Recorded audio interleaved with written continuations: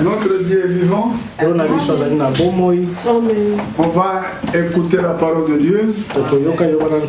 Mais on laisse la place à notre frère René pour prier pour la parole.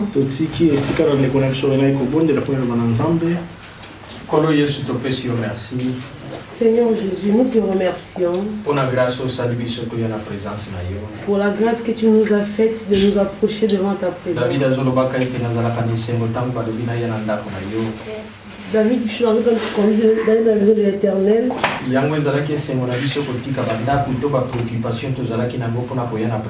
C'est notre joie d'abandonner toutes choses et de venir devant ta présence. Nous savons que quand nous sommes devant toi, nous recevons des grandes choses. Merci pour la grâce. Il dira de soi qu'il est ainsi, dit l'Éternel. Ouvre nos oreilles spirituelles afin que nous puissions comprendre ce que tu veux. Amen.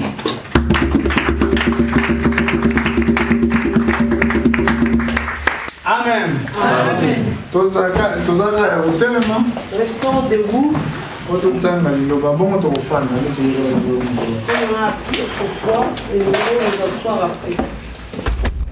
Là où nous étions, nous retournons dans le livre de Genèse. Si je ne me trompe pas, la dernière fois j'étais au chapitre 19. Là nous allons trouver un verset. Nous allons lire ce verset, ainsi nous allons nous asseoir après. Amen. Amen. Genèse chapitre 19, verset 15. Genèse 19, maintenant nous allons commencer à lire à partir du verset 15.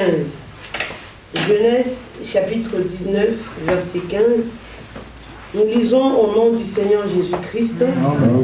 Dès l'aube du jour, les anges insistèrent auprès de Lot en disant: lève-toi, prends ta femme et tes deux filles qui se trouvent ici, de peur que tu ne périsses dans la ruine de la ville. Et comme il tardait, les hommes le saisirent par la main, lui et sa femme et ses deux filles, car l'Éternel voulait l'épargner. Ils l'emmenèrent et le laissèrent hors de la ville. Après les avoir fait sortir, l'un d'eux dit: sauve-toi pour ta vie, ne regarde pas derrière toi et ne t'arrête pas dans toute la plaine. Sauve-toi vers la montagne de peur que tu ne périsses. Lot leur dit: oh non, Seigneur, voici j'ai trouvé grâce à tes yeux. Tu as montré la grandeur de ta miséricorde à mon égard en me conservant la vie. Mais je ne puis me sauver à la montagne avant que le désastre m'atteigne et je périrai. Voici cette ville est assez proche pour que je m'y réfugie et elle est petite. Oh, que je puisse m'y sauver. N'est-elle pas petite et que mon âme vive? Et il lui dit: voici, je t'accorde encore cette grâce. Je ne détruirai pas la ville dont tu parles. Hâte-toi de t'y réfugier, car je ne puis rien faire jusqu'à ce que tu y sois arrivé. C'est pour cela que l'on a donné à cette ville le nom de Tsoar. Amen. Amen. Asseyez-vous. Je vous salue au nom du Seigneur Jésus-Christ.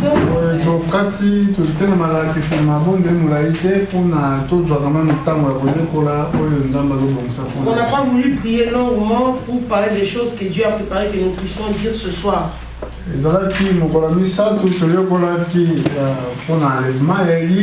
Mercredi, on a appris sur le sujet l'enlèvement de l'Église. Pourquoi Dieu va enlever son peuple de la terre? Il est écrit que le juste ne peut pas mourir avec le méchant ensemble. Quand on parle du juste, qui est le juste? On a appris que le juste, c'est celui qui croit à la parole de Dieu. Quand Abraham avait cru, Dieu lui avait imputé la justice. Et remarquez que si vous croyez à la parole, c'est Dieu lui-même qui va vous couronner que vous êtes une personne juste. Ce n'est pas moi qui veux être couronné, mais c'est Dieu lui-même. Lui avait couronné Abraham. Une chose qu'on t'a imputée, on a mis ça sur toi. Vous qui parlez bien français, je ne sais pas si c'est comme cela. Regardons comme cela est écrit dans la parole de Dieu. Nous voulons voir cela dans le livre des Galates. Chapitre 3. Galates au chapitre 3. Verset 6. Et nous sommes comme cela au verset 6. Je ne sais pas si c'est bien ça. Galates 3 au verset 6. Amen. Amen. Galates 3, 6. Comme Abraham crut à Dieu et que cela lui fut imputé à justice. Alléluia. Amen. Oh, amen. Amen.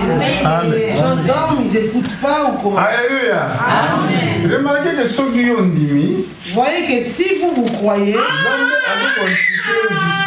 Dieu vous impute la justice. Ce n'est pas comme la justice du monde. Ce n'est pas comme la justice humaine. D'autres cherchent la justice auprès des hommes. Si quelqu'un fait quelque chose de bien, il cherche à aller avoir la justice des hommes. Il s'est justifié auprès des hommes. Ce n'était pas moi qui avais fait la chose. Je ne connais pas les choses dont on m'accuse. Regardez la nature du Seigneur. Quand on l'avait accusé, il avait tout simplement fermé sa bouche. Il n'a pas parlé. Parce que la justice de Dieu dépasse celle des hommes. Alors c'est Dieu qui impute aux hommes. Dieu dit que toi maintenant tu es juste à partir d'aujourd'hui. Pourquoi? Parce que tu as cru. Alléluia. Maintenant, pour être enlevé, aller au ciel, il te faut croire. Pas croire seulement comme cela. Croire à la parole de Dieu. Amen. Amen. Il faut que la foi manifeste ses épreuves en toi. C'est comme cela que Dieu va t'enlever. Dans le livre des Hébreux, chapitre 11. Hébreux 11. Qu'est-ce que la Bible nous dit là-bas?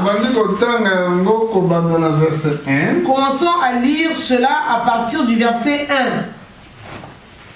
Hébreux chapitre 11. Or la foi est une ferme assurance des choses qu'on espère, une démonstration de celles qu'on ne voit pas. Pour l'avoir possédée, les anciens ont obtenu un témoignage favorable. C'est par la foi que nous reconnaissons que l'univers a été créé par la parole de Dieu, en sorte que ce qu'on voit n'a pas été fait des choses visibles.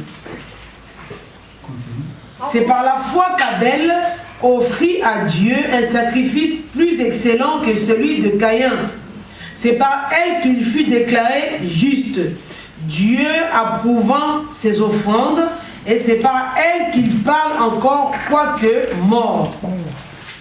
C'est par la foi qu'Enoch fut enlevé pour qu'il ne voie point la mort. Il ne parut plus parce que Dieu l'avait enlevé, car avant son enlèvement, il avait reçu le témoignage qu'il était agréable à Dieu. Verset 6. Or, sans la foi, il est impossible de lui être agréable. Car il faut que celui qui s'approche de Dieu croit que Dieu existe et qu'il est le rémunérateur de ceux qui le cherchent. Connaissez-vous ce qui veut dire le mot rémunérateur? Oh, on a la rémunération de Nicolas. Je n'ai pas été rémunéré en ce moment. Amen. Amen. Ah, on va te montrer apôtre Paul. Ici, l'apôtre Paul. Alors, on dit la foi était une ferme. Il dit que la foi est une ferme assurance. Dans les choses que nous attendons, nous espérons. C'est très important que la foi, même la prière. Il faut que les hommes demandent la foi même dans leur prière. Parce que c'est une assurance qui est ferme. Pourquoi elle est ferme? Pour des choses que toi tu espères, tu attends. Cette foi-là est elle-même une démonstration des choses qu'on ne voit pas par les yeux. Comme on a écouté la sœur Margot témoigner dimanche, elle a dit comment elle avait reçu l'endroit où elle habite. On lui avait dit fais seulement comme on t'a dit. Ce n'est pas ton endroit où tu habites, va chercher ton endroit. Dieu a préparé une maison pour toi. Si la sœur avait douté, elle n'aurait pas reçu la maison. Comme elle a cru tel qu'on lui avait dit,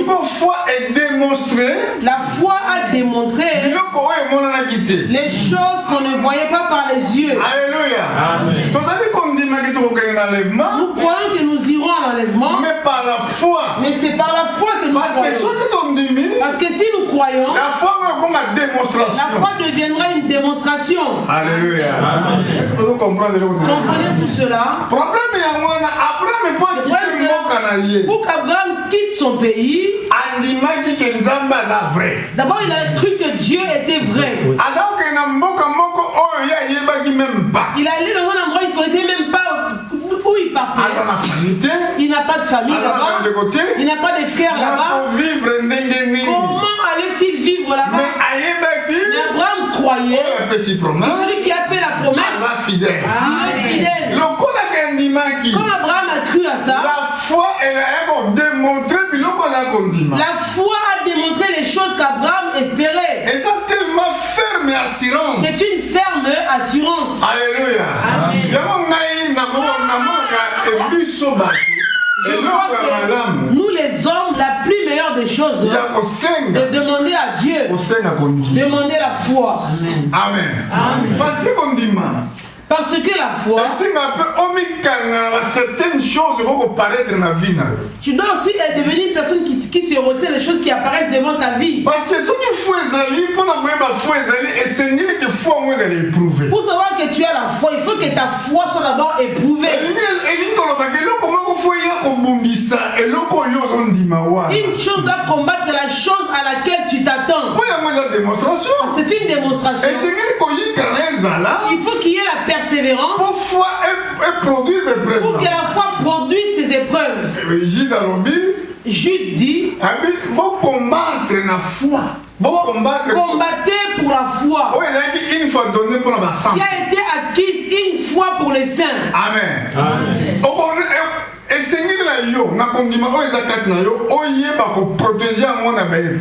Il te faut que la foi qui est en toi, tu dois savoir la protéger par les épreuves qui vont t'atteindre. Amen. Amen. Alléluia. Amen. Parce que si tu rates l'enlèvement de l'église, c'est un danger pour toi. Amen. Amen. Parce que quand l'autre est sorti de Sodome et Gomorrhe, d'abord les anges ont entendu que l'autre, la demande qu'elle a demandé soit accomplie. Parce qu'elle comprenait que même soit il n'a pas compris que même s'il arriverait jusqu'à la montagne, Dieu n'allait pas douter avant qu'il n'arrive sur la montagne. Il arrive là où il devait partir avant que Dieu ne détruise la ville. Notre Dieu est juste. Dieu est honnête. Si nous disons une parole, nous, des fois on n'arrive pas à la réaliser. Tu as dit des bonnes choses. Je ferai telle chose. À la fin, tu n'arrives pas à l'accomplir. La parole de Dieu, quand elle sort de sa bouche, elle ne peut pas retourner à Dieu sans faire le travail pour lequel Dieu l'a envoyé. Dieu veille sur sa parole pour l'accomplir.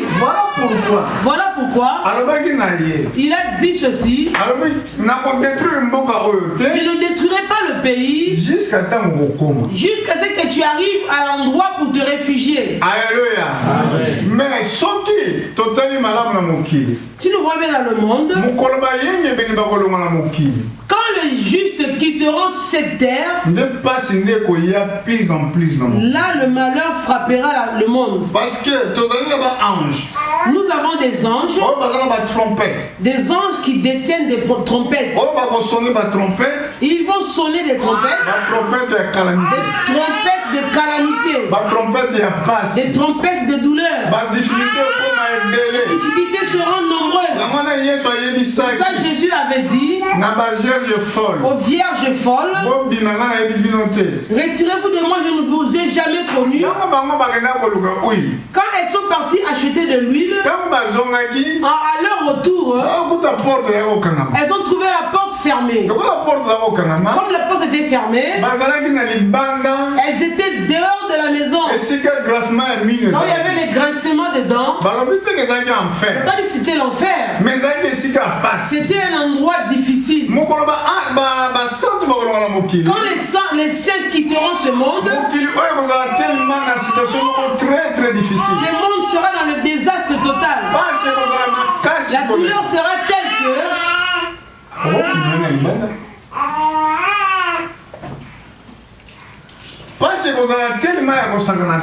la douleur sera telle que les hommes ne sauront quoi faire. Mais concernant les trompettes qui vont sonner, on a le temps de parler de ça un autre jour. On peut prêcher cela même pendant un mois. On a appris comment dans l'Ecclésiaste. Il n'y a rien de nouveau sous le soleil. Ce qui va se faire, c'est déjà fait autrefois. Quand nous lisons les hommes qui avaient la foi, nous voyons, on parle d'Enoch ici. Dans Jude, on nous a montré qu'Enoch était le 7e dans le patriarche. Génération d'Abraham. Dieu ne fait pas les choses au hasard. Il fait les choses avec beaucoup d'exactitude. Si vous lisez seulement tout simplement dans le livre de Jude, on parle que Enoch était le 7e. Alléluia. Amen. Pourquoi Dieu a fait cette chose-là au 7e? Quand tu t'assois, tu regardes bien la Bible. La Bible ici, on parlait à Adam. On a dit à Adam que la sémence de la femme écrasera la tête du serpent. Mais au contraire, avant que la sémence n'écrase la tête du serpent, le déluge était déjà là. La tête n'était pas encore écrasée. Avant qu'il écrase la tête du serpent, destruction Sodome et Gomorrhe était déjà détruit. Alléluia. Amen. Donc Dieu fait les choses selon un plan. Ce qui a déjà fait autrefois, c'est ça qui va se refaire encore dans les jours prochains. Alléluia. Amen. Dans Jude, on dit que Enoch était le 7e. Voyons voir pourquoi Enoch était le 7e. Que veut dire le mot 7e? Nous sommes dans Jude, il y a 2 versets. 1,14. Donc, dans la Bible, il y a d'autres termes. Les lecteurs de Bible qui sont là, voyons, nous voulons lire cela. C'est aussi pour eux qu'Enoch, le 7e depuis Adam, a prophétisé en ces termes. Voici le Seigneur est venu avec ses saintes myriades. On prend seulement le mot septième. Si nous retournons, nous étions dans le livre des Hébreux. Dans Hébreux 11. Je crois au verset 4. Dans Hébreux 11, verset 4. C'est par la foi qu'Abel offrit à Dieu un sacrifice plus excellent que celui de Caïn. C'est par elle qu'il fut déclaré juste, Dieu approuvant ses offrandes. Au verset 5, c'est par la foi qu'Enoch fut enlevé pour qu'il ne voie point la mort. Il ne parut plus parce que Dieu l'avait enlevé, car avant son enlèvement, il avait reçu le témoignage qu'il était agréable à Dieu. Alléluia. Vous savez que le monde allait périr par l'eau. Elle fait que le monde puisse périr par l'eau. Avant que le monde ne fût péri par l'eau, Dieu avait observé qu'il y avait un juste parmi le peuple. Son nom était Enoch. Dieu l'avait enlevé pour qu'il ne voit pas la souffrance du déluge. Regardez bien Noé. Noé est passé par le déluge. Noé est passé par la tribulation. Il était sauvé, mais par la tribulation.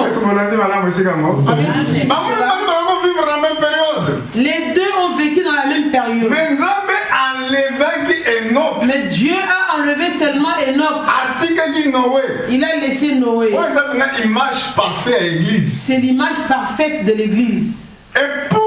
L'épouse sera enlevée. Mais l'église passera par la tribulation. Alléluia.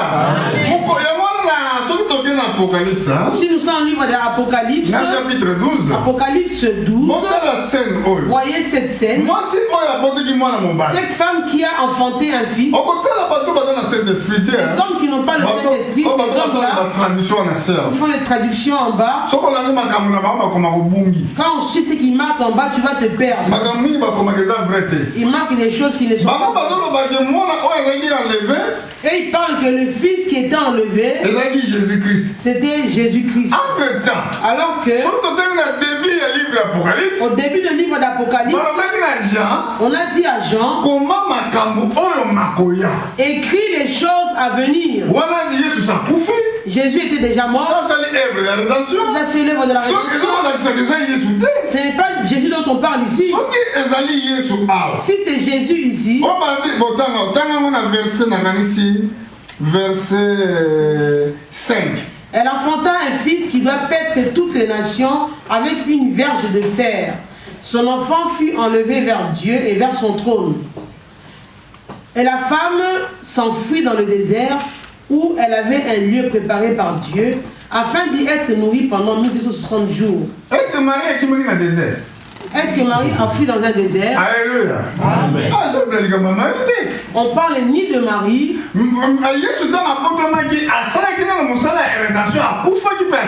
Jésus, quand il était né, il était né et puis après mort et ressuscité.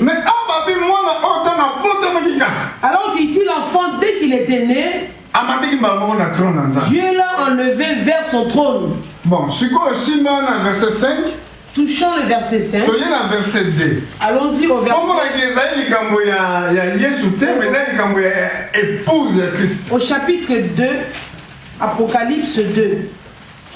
Pour voir qu'il s'agit non de Jésus, mais de l'épouse de Jésus-Christ.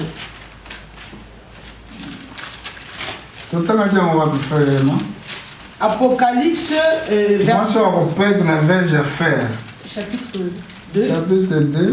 Apocalypse chapitre 2, on cherche la femme qui va paître avec une verge. Verset 26, hein? Apocalypse 2, 26, je pense. Commençons verset 26. À celui qui vaincra et qui gardera jusqu'à la fin des œuvres, je donnerai autorité sur les nations. Il les perdra avec une verge de fer, comme on brise les vases d'argile. Ainsi que moi-même, j'en ai reçu le pouvoir de mon Père. Et je lui donnerai l'étoile du matin. Alléluia. Amen. Amen. Alléluia. Amen. Entre-temps, Jésus. Alors que Jésus, quand il reprendra sa nature divine, quand il a repris sa nature divine, il est devenu père. Il est redevenu un père. Il a dit dans l'Apocalypse, je suis l'alpha et l'oméga, le commencement et la fin. Il n'est pas un fils. Le fils dont on parle ici, c'est un langage prophétique. Ce sont les élus qui ont grandi dans la parole de Dieu. On a vu que Dieu a appelé Israël. Dans Exode chapitre 4, verset 22-23. Dans Exode 4, 22-23. Comment Dieu a appelé Israël prophétiquement. Exode 3. 4. Exode 4, verset 22-23. Tu diras à Pharaon, ainsi parle l'Éternel, Israël est mon fils, mon premier-né. Je te dis, laisse aller mon fils pour qu'il me serve. Si tu refuses de le laisser aller, voici je ferai périr ton fils, ton premier-né. Amen. Amen. Alléluia. Amen. Israël est le fils d'Yanzam. Israël est le fils de Dieu. Israël est le premier-né. Il est le premier-né. Si toi tu crois tel que la parole de Dieu le dit, tu es le premier-né. Parce que eux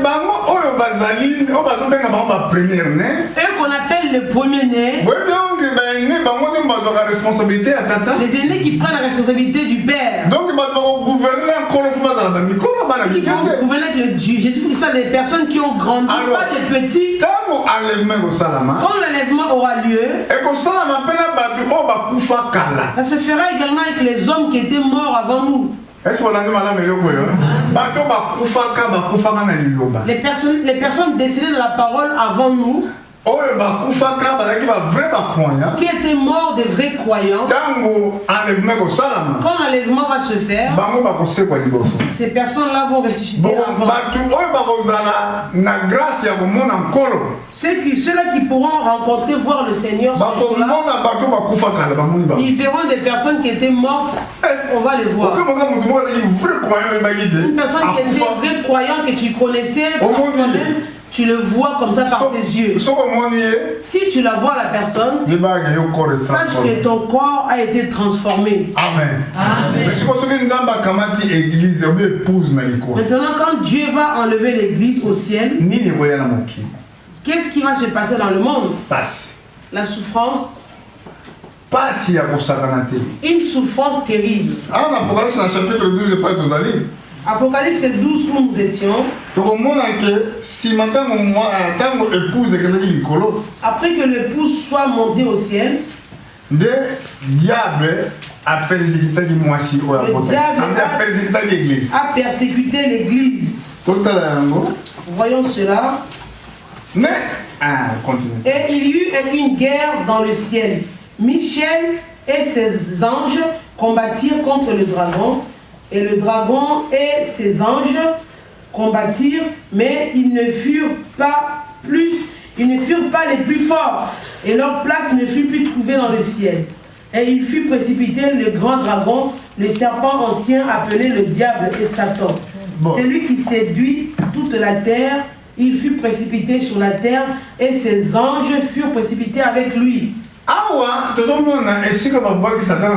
On voit ici comment le diable a été précipité sur la terre. Il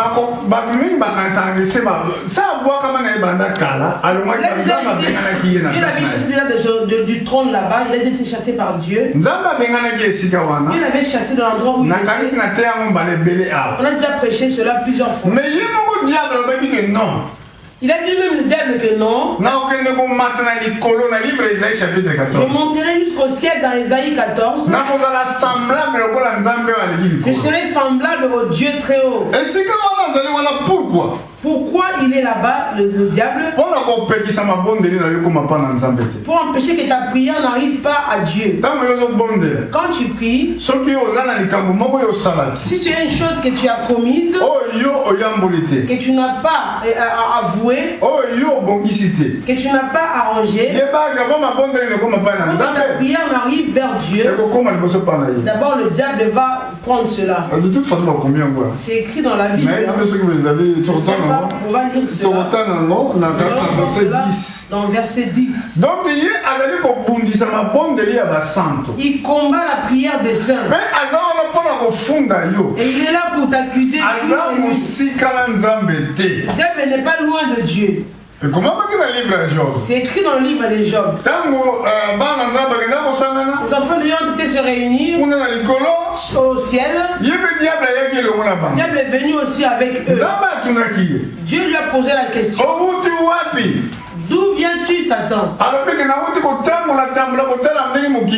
Il dit, j'ai été sillonner le monde entier. C'est terrible de voir que Dieu parle avec ça. Alléluia.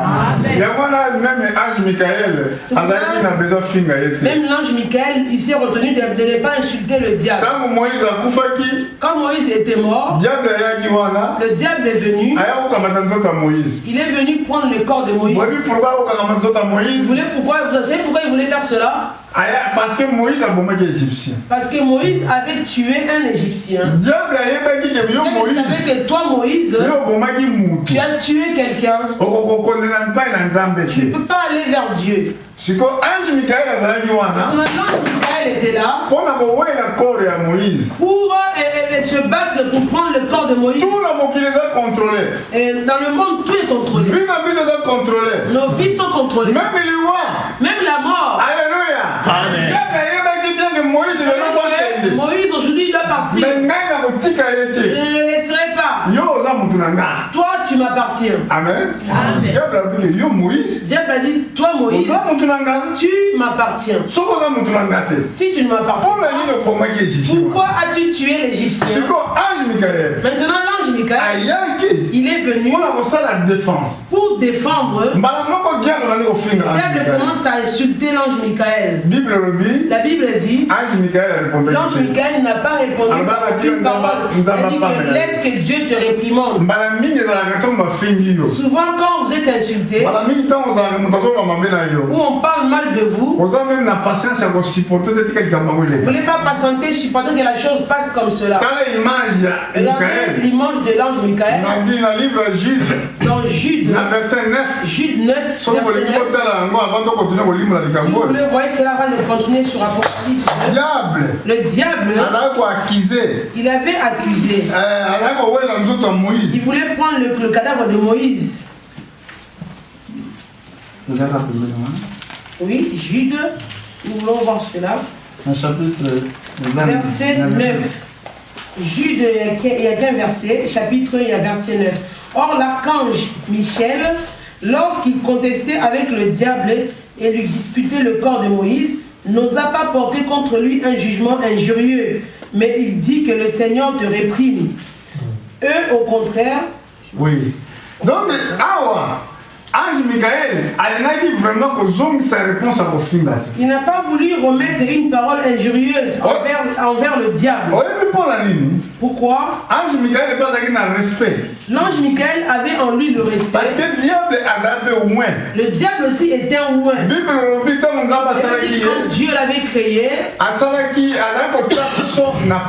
le diable c'est lui qui mettait le sceau à la perfection. Donc il a participé à la création dans d'autres termes. Participer aussi à la création en d'autres termes. Parce que quand Dieu a conçu quelque chose, le diable doit mettre un cachet pour certifier que la chose est bonne.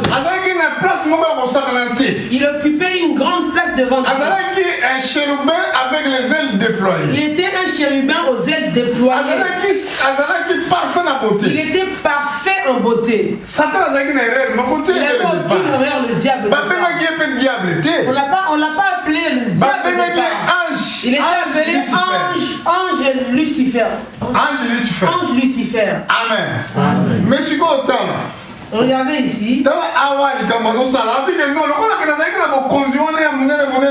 Il dit, comme j'avais toute cette royauté, comme j'ai été rejeté sur la terre,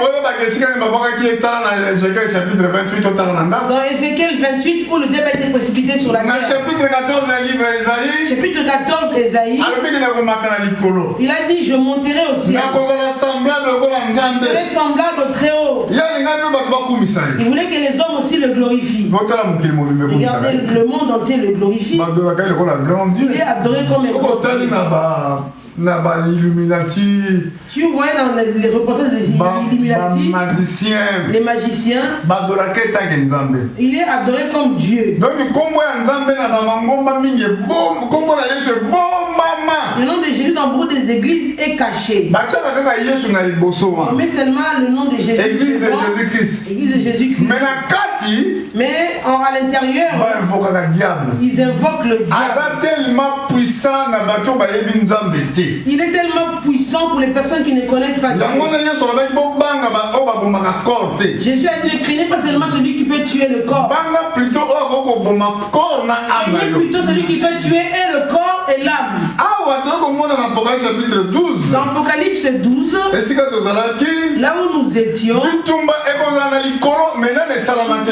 le combat qui se fera au ciel n'a pas encore eu lieu. Pourquoi le combat doit avoir lieu? Le diable doit être enlevé là où il est pour que l'église puisse monter au ciel. L'église doit monter. Lui est dans l'espace au ciel. Il empêchera l'église de monter. Avant que l'épouse ne commence à monter, d'aller dans la fête des noces. Lui, le diable, il recevra l'ordre de quitter l'endroit où il se trouve. Ça sera comme cela, un croisement entre lui et l'épouse. L'épouse monte, lui il va descendre. Quand l'épouse sera montée au ciel, ici sur la terre, qu'est-ce qui va se faire? Nous sommes dans Apocalypse 12, 10. Apocalypse chapitre 12, verset 9. Et il fut précipité le grand dragon, le serpent ancien appelé le diable et Satan. C'est lui qui séduit toute la terre. Il fut précipité sur la terre et ses anges furent précipités avec lui. Et j'entendis dans le ciel une voix forte qui disait: maintenant le salut est arrivé, ainsi que la puissance, le règne de notre Dieu et l'autorité de son Christ. Car il a été précipité l'accusateur de nos frères, celui qui les accusait devant notre Dieu jour et nuit. Ils l'ont vaincu à cause du sang de l'agneau et à cause de la parole de leur témoignage. Ils n'ont pas aimé leur vie jusqu'à craindre la mort. C'est pourquoi réjouissez-vous, cieux, et vous qui habitez dans les cieux. Malheur à la terre et à la mer, car le diable est descendu vers vous, animé d'une grande colère, sachant qu'il a peu de temps. Donc, quand l'église sera montée au ciel, le diable descend sur la terre. En descendant sur la terre, avec une grande colère. Alléluia. Mais au ciel, on dit réjouissez-vous, cieux. Amen. Amen. Ça sera la fête des noces là-bas au ciel. Si tu regardes la parole de Dieu, les enfants de Dieu qui ont même refusé leur propre vie, refuse ta propre vie, refuse tes droits, perds toutes tes ambitions pour seulement recevoir c'est capital. Il y a une grande récompense, une grande rémunération. Si toi tu gardes la parole de Dieu, là quand tu te trouveras prêt, tu verras tout ce que tu as fait dans le monde était néant. Ce qui était bien de recevoir seulement Jésus, ce qui était capital parce que tu es sauvé. Personne ne t'enlèvera cette joie là. Aujourd'hui dans le monde tu es malade. Demain, tu ne seras plus malade. Tu ne peux plus avoir la faim. Jésus essuiera les larmes de tes yeux. Il enlèvera tout ce qui était souffrant dans ta vie. Alléluia. Mais ceux qui avaient aimé tellement le monde, ils ont refusé la parole de Dieu. Le diable, quand il descendra sur le terre, il descendra pour eux. La Bible dit, il a persécuté la femme. Continuons. Il a peu de temps. Car quand le dragon vit qu'il avait été précipité sur la terre, il poursuivit la femme qui avait enfanté le fils. Et les deux ailes du grand aigle furent données à la femme afin qu'elle s'envole au désert vers son lieu où elle est nourrie un temps, des temps et la moitié d'un temps, loin de la face du serpent. Prophétiquement, un temps et moitié de la temps, elles ont accepté sur 3 ans et demi. Prophétiquement, un temps, des temps et une moitié des temps nous montrent 3 ans et demi. Amen. Amen. Persécution va envahir le monde entier. Mais le seul endroit où le diable, il sera difficile pour lui d'y entrer, pour aller combattre et faire ses mauvaises œuvres. C'est simplement en Israël. Pourquoi en Israël? Parce qu'à cette époque-là, quand les choses vont arriver, il se trouvera qu'il y aura 2 prophètes qui feront l'œuvre de Dieu, mais seulement en Israël. Les prophètes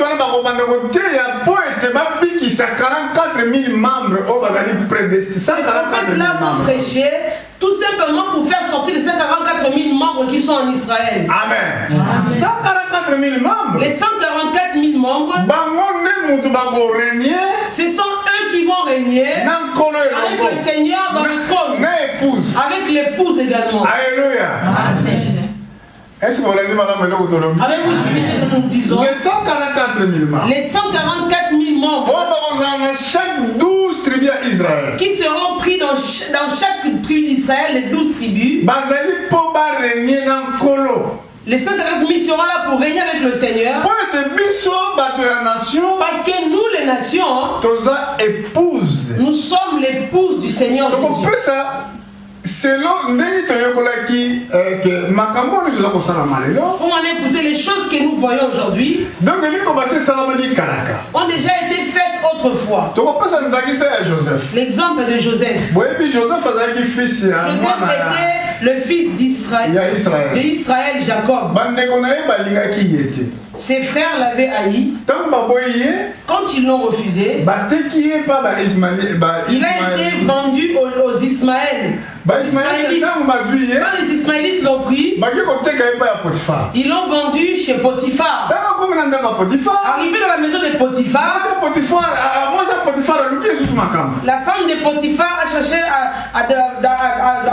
des problèmes à Joseph. On a accusé comme si Joseph voulait violer la femme de Potiphar.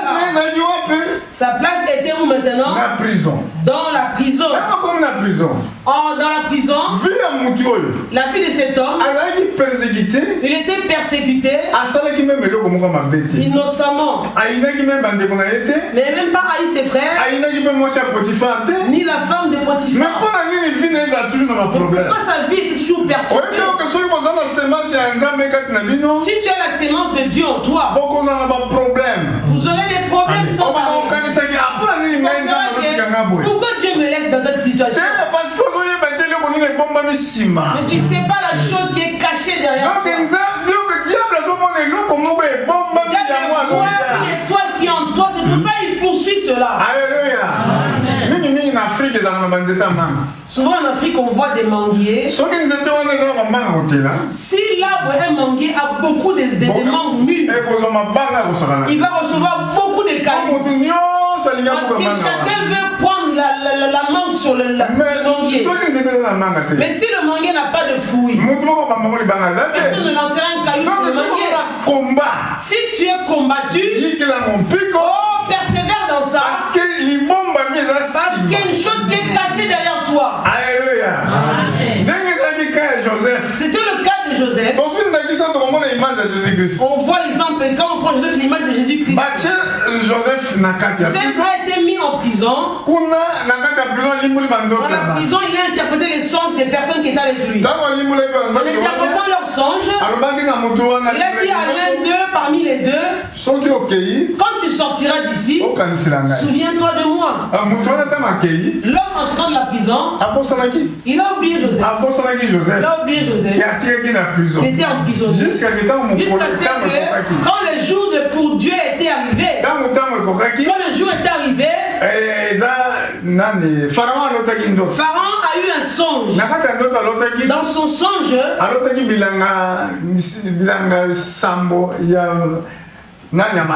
a rêvé qu'il y a eu 7 temps de richesse. Il a eu 7 champs bien mûrs. 7 champs qui avaient de la vitamine mûre.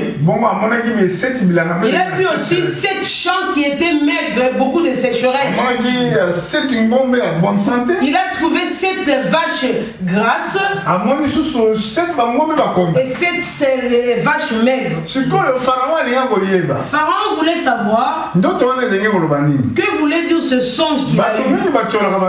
Beaucoup de gens sont en train d'ignorer le songe. Il y a des songes qui parlent vrai et des songes qui sont faux. Amen. Un songe qui est vrai doit avoir son accomplissement. Un songe vrai est accompagné de la parole de Dieu. Amen. Il y a beaucoup de songes faux par contre. Il a bien mangé la nuit, il dort, il voit beaucoup de songes, il raconte ça aux gens. Oh, j'ai eu un songe, non. Le songe de Dieu n'échoue jamais. Directement, nous voyons Pharaon. L'homme qui était emprisonné était serviteur de Pharaon. Il s'est souvenu que à la prison, j'ai connu quelqu'un qui avait interprété mon songe. On est parti faire sortir Joseph. Sortant de la prison, Joseph devient un roi. Amen. En devenant un chef, il est devenu un chef où? Parmi les nations ou en Égypte, ses propres frères ne l'ont pas connu. Et Joseph était devenu chef en Égypte. Alléluia. Là-bas en Égypte, Joseph avait épousé une femme égyptienne. Suivez bien. Vous voyez que Jésus en Israël, il n'a pas été reconnu. Il ne le croit pas là-bas. Il est venu à nous les nations. Il est venu nous épouser. Nous sommes l'épouse de mariage. Alléluia. Ses frères ne le connaissent pas. Mais un jour la famine a frappé Israël. Jusqu'en Israël, Jacob a dit allez chercher la nourriture en Égypte. En allant en Égypte, Joseph, il a reconnu tous ses frères. Mais ses frères ne l'ont pas reconnu. Jusqu'à ce qu'il a voulu les menacer pour entendre qu'est-ce qui était dans leur cœur. Il a expliqué ce qu'ils ont expliqué. Mais quand ils sont partis, ces frères, ils ont pris un verre du roi. Joseph a dit de faire ce coup-là. Ils ont mis un verre dans l'un des sacs de ses frères. On leur donnait tout gratuitement. Prenez tout, allez-y sans payer. Ils ont bien mangé avec Joseph ensemble. Maintenant Joseph a dit je vous suspecte. Moi je vous suspecte. Il dit venez manger avec moi. Vous avez mangé. Donnez-leur toutes choses gratuitement. Qui n'achètent rien. En partant, ils ont mis un verre dans l'un de leurs sacs. En partant, ils ont vu les chevaux qui les suivaient derrière. Vous avez volé quelque chose. Regardez. Vous avez tous peur. On n'a rien volé. Nous sommes pas des voleurs. C'est notre père. Vous êtes des voleurs. Retournez en Égypte. On les a fait, on a trouvé une tasse dans l'un de leurs sacs. Oh, nous sommes morts.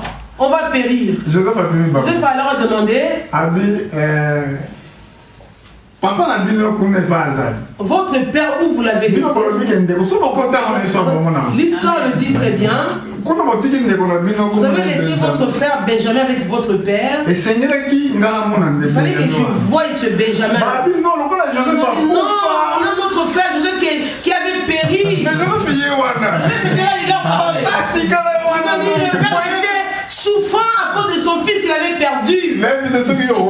Si toi tu vas voler sur moi, tu vas dire c'est bizarre. Que je fais déjà mort. Notre frère Joseph qui les avait arrêtés, lui-même qui leur parlait.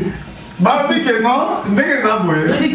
que nous sommes là, si on va prendre Benjamin auprès de notre père, père, il va mourir, il ne va pas supporter cela, il va mourir. Il a dit, allez chercher Benjamin. On a cherché Benjamin. Joseph avait vu Benjamin. Il n'a pas pu fermer encore sa bouche, son cœur. Il a attrapé Benjamin. Il a commencé à pleurer. En pleurant, il s'est révélé, dit que c'est moi, votre frère Joseph. C'est pareillement. 144 000 membres. Les 144 000 membres. Ils sont comme les Benjamins. Ils vont sortir de l'Israël. Ils vont régner avec le Seigneur. Ils vont régner avec Jésus. Quand ils régneront avec le Seigneur, il a dit son épouse où? Dans le palais. Alléluia. Amen. C'est exactement pareillement que c'est fait. L'épouse sera dans le palais. Quand Jésus va se révéler aux 144 000 membres. Amen. Mais attendez, ça ne s'arrête pas. Tout Israël sera sauvé. Comme la parole le dit. Le libérateur viendra de Sion. Quand Israël sera en guerre, c'est Jésus descendra pour sauver Israël. Mais pour le moment, ce n'est pas leur temps. C'est le temps des nations, nous les païens. Quand le travail sera fini sur la terre, le Seigneur reviendra en Israël. Mais sur la terre, la souffrance sera telle que la douleur, la difficulté, il n'y aura plus de réjouissement. Amen. Amen. Nous souffrons, il n'y a pas encore la douleur. Si vous voulez faire l'expérience, depuis que vous êtes né, vous verrez que les jours deviennent de plus en plus durs. Alors qu'avant, c'était pas comme cela. Si on veut compter les jours passés, les jours passés étaient meilleurs. C'est des jours mauvais. La vie s'empire au jour le jour. Si le Seigneur fait quitter l'épouse de la terre, qu'est-ce qui se passera sur la terre? On verra cela quand on parlera des trompettes. Quand on parlera sur les trompettes, vous verrez qu'est-ce qui se passera sur la terre quand l'épouse sera enlevée. Nous étions dans quel verset pour terminer? Apocalypse 12. 14. Verset 14. Et les deux ailes du grand aigle furent données à la femme afin qu'elle s'envole au désert, vers son lieu où elle est nourrie un temps, des temps et la moitié d'un temps, loin de la face du serpent. Et de sa gueule, le serpent lança de l'eau comme un fleuve derrière la femme, afin de l'entraîner par le fleuve. Mais la terre secourut la femme, elle ouvrit sa bouche et engloutit le fleuve que le dragon avait lancé de sa gueule. Et le dragon fut irrité contre la femme, et il s'en alla faire la guerre au reste de sa postérité, à ceux qui gardent les commandements de Dieu et qui retiennent le témoignage de Jésus. Et il se tint sur le sable de la mer. Amen. Amen. Bon, moi, si quand le monde sera persécuté partout, les croyants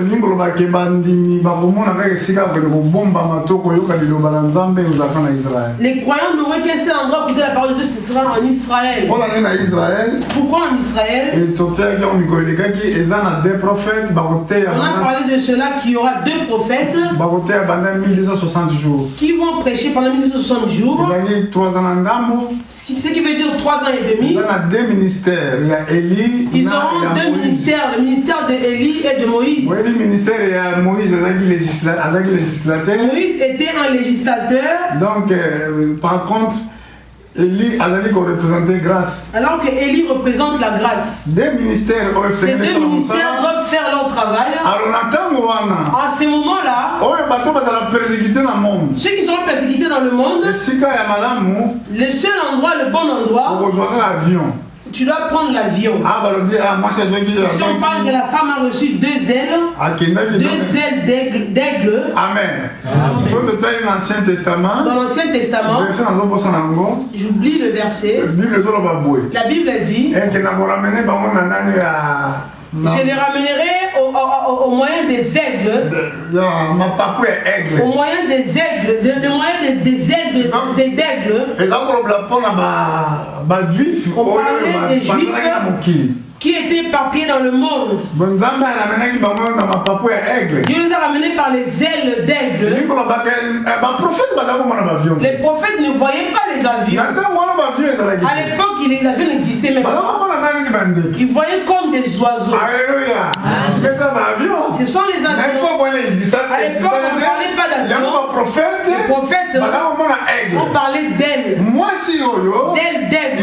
Cette femme, comme elle était restée, elle n'a pas pu être enlevée. Elle est persécutée. La Bible dit qu'ils viendront vous trouver dans les maisons. Tu diras, comment sauront-ils que je suis croyant? Mais oui, ils le sauront. C'est marqué dans Matthieu. Ils vont entrer de maison en maison. Quelqu'un va dire ici, quelqu'un peut dire. Mais ça va projeter dans le monde. On va vous tuer. Tu n'auras aucun endroit pour fuir. Jésus a dit, ils seront dehors où il y aura des grincements de dents. Vous serez persécutés. Ils viendront faire de maison en maison, ville en ville. Maintenant l'église n'aura aucun autre endroit pour se réfugier. Il faudrait seulement que tu fuis. Prendre l'avion jusqu'en Israël. Là-bas, tu ne pourras pas arriver. Amen. Il ne pourra pas arriver là-bas, le diable. Ici, le diable a lancé de l'eau pour envahir la femme et la faire traîner. Amen. Amen. Mais la terre a ouvert sa bouche pour avaler toute l'eau. Le diable va envoyer des faux enseignements. L'enseignement, c'est de l'eau. Alléluia. Vous faites traîner, oh là-bas ils font comme ceci, là-bas ils ne sont pas bien. Il le fera pour t'arrêter toi. Le monde va secourir. Va avaler toute l'eau. Va avaler tout faux enseignement. Alléluia. Préparez-vous, le temps est mauvais. Le temps que nous prêchons ces choses, ce n'est pas ce qui nous attend le lendemain. Ce n'est pas ce qui peut arriver demain. Mets toujours tes yeux dans tes projets. Je n'ai pas encore construit, je dois construire moi. Je dois avoir construit une maison. Oublie un peu la maison que tu veux construire. Oublie un peu les projets qui envahissent le cœur de l'homme. Vois seulement si Jésus revenait aujourd'hui, où serais-je?